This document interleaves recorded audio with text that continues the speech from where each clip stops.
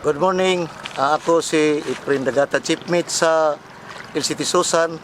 Sa LCT namin na punta kami dito. Ngayon, pumunta ako dito ngayon pero mag-survey kami. Mag-survey dito sa Rampahan. Ngayon, ang obserbasyon ko, inano ko sa tide table, sa high tide, low tide. Inano ko ngayon, pinaka-low tide ngayon.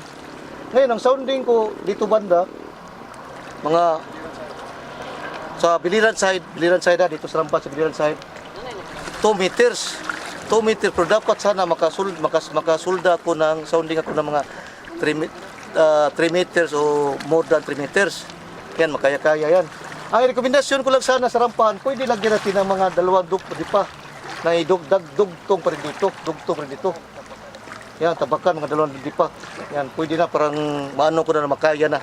Rampa. At doon naman sa kabila sa tulay, doon naman sa kabilang Rampahan, sa Liti side, medyo okay kay ngayon, pinaka-ulutide ngayon, ang sounding ko 2.60. Yun, makaya na yun, 2.60.